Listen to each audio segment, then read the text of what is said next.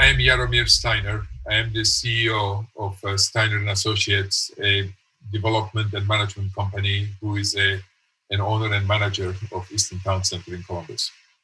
I looked recently to the same kind of data for traffic return after COVID, and we are running over 80%, and we were number 3 in the country after Woodbury Commons and Roosevelt Field. So I mean, we are in Columbus, so we tend to underestimate, Eastern is kind of part of everyday life, but we are looking at something which is really unique in the country and which is really ahead of its time. I mean, even without boasting and, self-congratulating, but the risk that Eastern represents is that when you are ahead, you tend to rest on your laurels and not see the transformation you need to do. So this is a presentation on the future of shopping malls.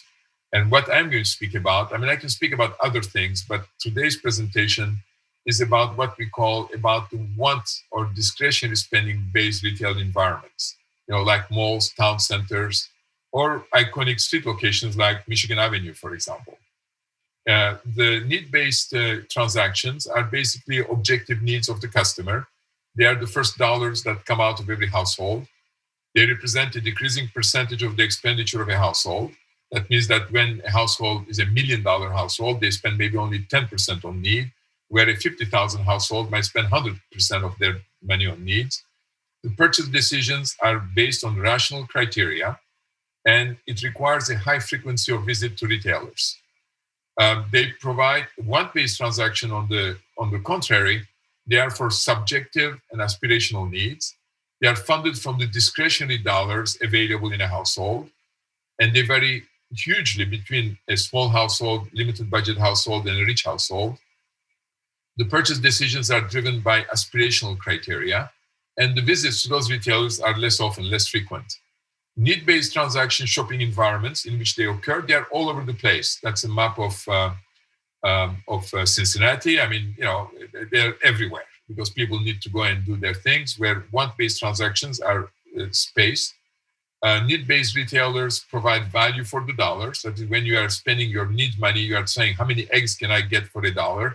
It's very focused. Whereas the want-based retailers are more aspirational, more experiential. You can get a burger at McDonald's, you can get a burger at Smith & Wollensky, but they are different angles. Need-based environments are very functional. Sometimes jokingly, I say they are designed by German engineers. Want-based environments are more aspirational. They are designed by French or Italian architects. It's the difference. Now, the need-based financial model, for those of us interested in finances, in need-based environments, like on these photographs, a power center, rents are based on costs. Leases are long with options. They are better credit tenants. The management of those assets is financially focused. It's about collecting money. The capital expenditures are very predictable. It's fixing the asphalt, planting the trees, and stuff like that. When you go to want-based financial models, rents are based on sales. That is, it doesn't matter what your project costs. The rents are based on the potential sales of the tenants. And then leases are short. Very seldom options are given. The credits are weak. People don't realize that AutoZone is much better credit than Victoria's Secret, for example. The management of those assets require experienced delivery. That's the focus of the manager. The capital expenditures are extensive and very variable because you have to remain always up your game. So in a successful mixed-use development, from whether it's a street or it's a regional project, they might be responsive to the need and the want transaction of its trade area. So, you cannot just force things in the wrong locations. A want retail environments add value to a community, and they must be responsive to the changing existential aspiration of the customer. Whereas the need-based retail that do not add really much value. They are kind of a consistent, they have to be functional and they provide some basic needs, to the communities they serve. So this is basically what a want environment is. And I want to kind of specify that that's what I'm talking about. Need-based environments require another conversation. And basically, what are the new trends in retail development as written in 2005? And I'm going to present it right now first, and then I will do a contemporary version of it after that. So what are the trends? Number one, at that time we said sustainability and environmental responsibility is very important. Land is in limited supply, construction precious, infrastructure is precious. So mixed use environments optimizes the land use, optimizes the land, the infrastructure use, and also provide more adaptive reuse potential. The trend is that new town centers have to be sustainable and environmentally friendly urban places. Architects reclaim urban planning from engineers. Again, at the city level, the city planning was based on zoning. That was the old way of organizing the cities. So you had pure retail use land, you had apartment residential location land, then you had industrial land, etc. So that encouraged, the separation of uses and gave birth to regional malls or single-use retail environments. But then architects and planners took over that from the engineers, and they introduced the classic time-proven urban design principles, improved the design of public spaces.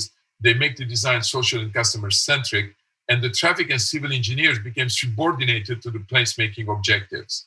So new town centers are more responsive to the community's design expectations. So urban planning by zoning. So, that's the same as previous. The artificial separation of uses is eliminated.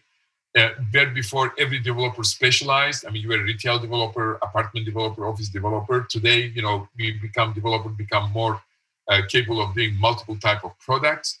And then in the design integration better understood, and mixed use better accepted by lenders as well. So the new town centers are the consequence for the need of those social hubs.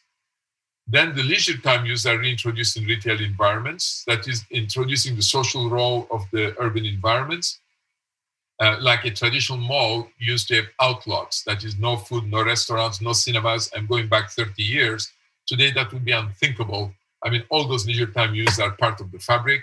And then the moment you introduce those leisure time uses, automatically you need open air environments, because you don't go, you say, let's go out tonight, you go out. You don't go inside a building to go out. So it's environments like Short North, or it's the Greek town in Detroit, or places like Easton. They are open air environments. So the town centers of the future basically will be open air and will include significant component of leisure time uses. And then they're going to be strong alternative traffic drivers. In the past, department store used to be it, and that influence has been diminishing. 15 years ago, I said this, but there are many retail brands who are strong retail destinations. Today you can mention Lululemon, for example. You can mention Restoration Hardware, etc. And they need direct access to their customers. They don't want to hide, behind department store to build their traffic. So new town centers provide a much stronger cross-shopping environment for different traffic drivers. So basically, a new town center, that's again 2005, is a mixed-use environment, a strong retail component, but including leisure time uses, follows traditional urban design principle for its layout and the public spaces, and is a collection of environmentally responsible buildings with adaptive reuse potential. So that was, 15 years ago. So, I will maintain that most of those things remain true today. I could have repackaged that presentation, say slightly differently, but clearly environmental is a major concern of our customers today, of the new generations, and frankly, of the older generations as well. So it was true then. But then let's look at it today. What would be kind of the other differences? Well, the big things that I always mention is something has nothing to do with the developers, is the disappearance of the middle class in America. If you look at this curve I put here, the red line shows the income disclosed to the IRS.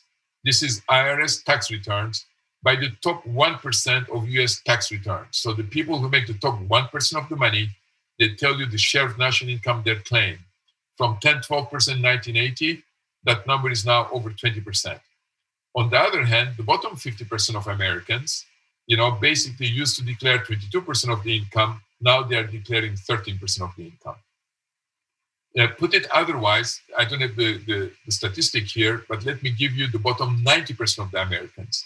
The bottom 90% of the Americans used to claim, after the war, all the way to 1980, about 70% of the total income disclosed to the IRS. Today, the same 90% basically disclosed to the IRS 50% of the total income. Consequence, these are the people who live paycheck to paycheck. They are the ones who spend all their money.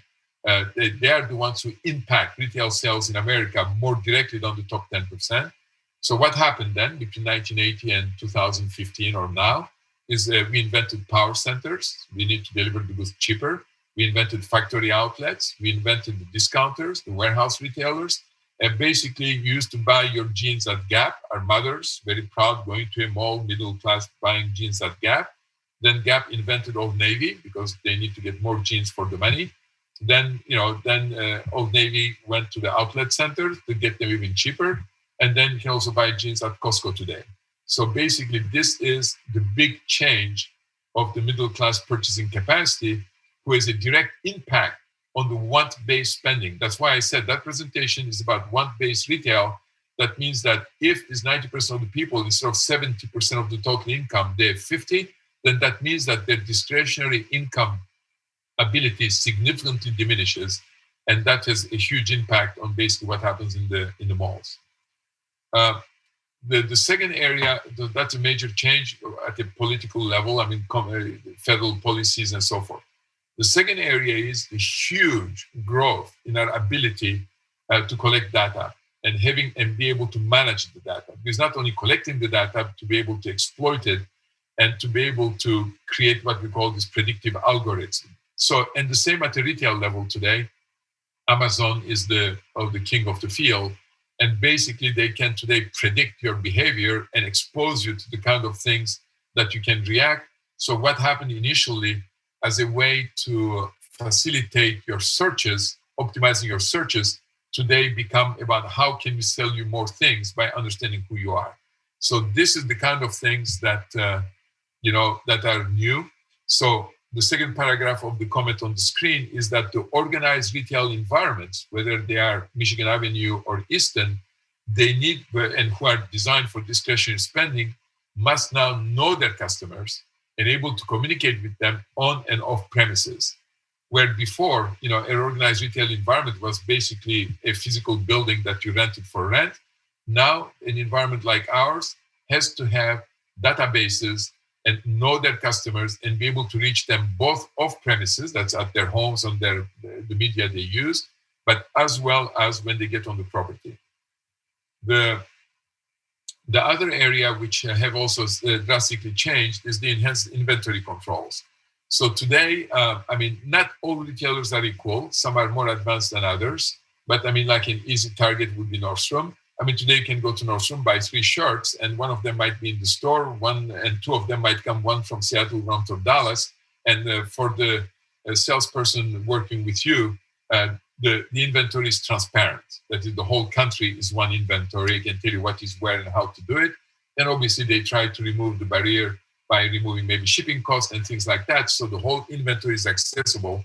So then, the organized retail environments, again, the second paragraph here, must be able to consolidate inventory data of the retailers and present a diverse but consolidated online shopping environment. That means that going forward, if you're looking for a pair of jeans in Columbus, obviously you put jeans, you're going to get Gap and Lucky Brands, and you're going to get 20 retailers to sell jeans, but you're not going to get Easton.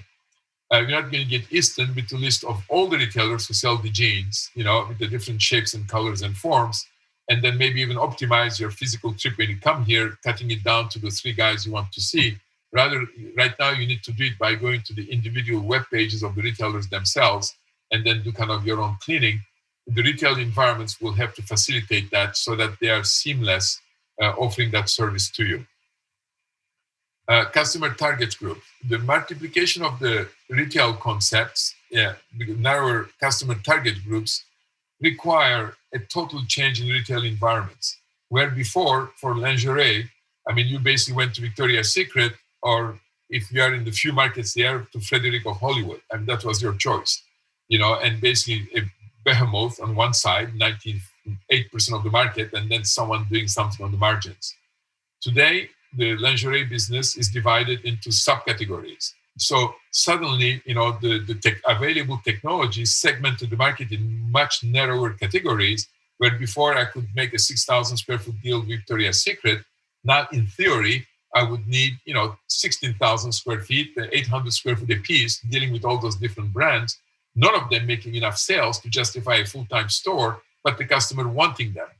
So that means that we need to create what I call curated time and space curated retail spaces. That means that those retailers have to be able to come on a temporary basis or share with space with others. And the role of the organized retail environment of the mall is going to be to create those curated environments. For example, they can be a store who sells only beauty skin products. Among those 20, 30 brands, like the Bigelow concept that at one point L Brand's trying to develop. I mean, basically, but allowing those merchants to express themselves, newcomers and others, and offer the infrastructure they need to be able to operate, because those people are not going to start training people, hiring people, building stores and things like that, sign 10-year leases. They'll go much shorter, but they would expect every service provided to them by the local retail merchant. And also they would like them curated. Then localization. I mean, there's clearly a trend toward local and customized goods and services.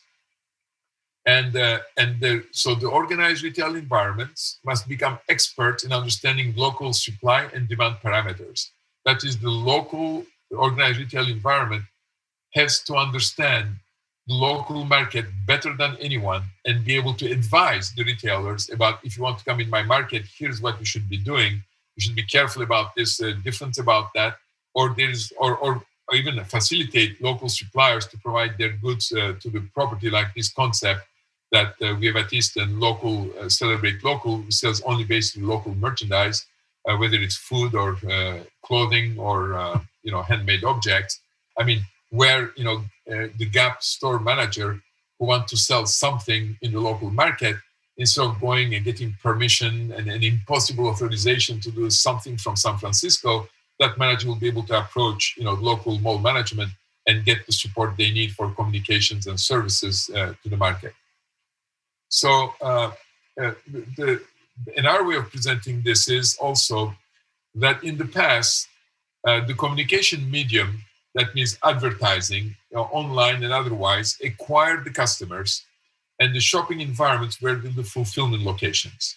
So the job of the retailer was to acquire that customer through simple terms, advertising, TV, magazine, brand building, etc. And then the shopping center was the fulfillment location where you get your goods, basically. Today, or going forward, that is going to reverse. The shopping center will become the acquisition medium, and the fulfillment function will move online.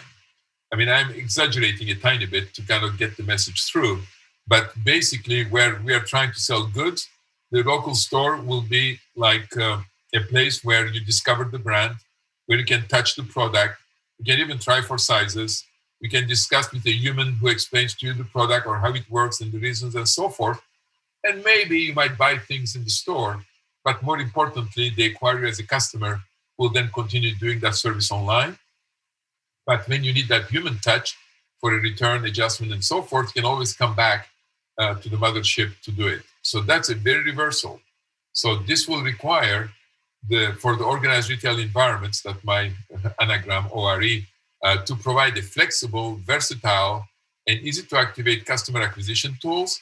Like, for example, we have the Shop Lab, which is this space that's provided to the retailer. We provide the labor, the FF&E, the POS, the connection to their fulfillment system, Shopify, Magenta, whatever they use, and providing basically flexible space in both in time and in space, trained sales representative, and all these connected POS systems. So, understanding that shift, I think this is maybe a summary of everything else I said before. I mean, once you understand that, so at that point, you don't negotiate rents based on the sales of the store anymore. It has nothing to do with it. It becomes the embassy of the brand, and the regional retail environment becomes the support system for that embassy of the brand. And for example, if a brand comes and says, I want for 6 months introduce this socks, and then, but after that, I'm not going to be here full time. After 6 months, I'm going to stop and I want to come back again in 2 years for another 6 months. But in the meantime, the central services of the organized retail environment will still continue to accept your returns and accept maybe shipments of your goods for delivery to your customers, have a tailor to do the fittings and things like that. So it's a kind of a expanded model of how those things are going to work. So in conclusion, the organized discretionary spending retail environments. That's a long name, but I mean, I want to be clear. So it's discretionary spending. So what I call want-based retail. And it's a retail environment. I'm not calling it a mall. I'm not calling it town center. It can be short north for all I know. Have to be anchored by food, dining, entertainment, and other experiential destination uses. So fully integrated. I mean, leisure time is not like a restaurant on the corner. It's part of it.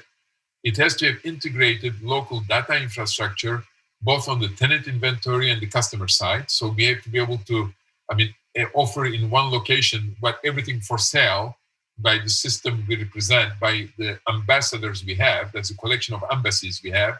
What do they sell? And we also have to know then on the demand side who the customers are and how we can reach them.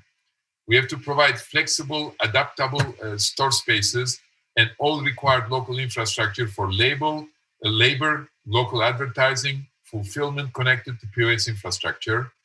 And we have to be the champion of local and the creator in chief to suit local preferences.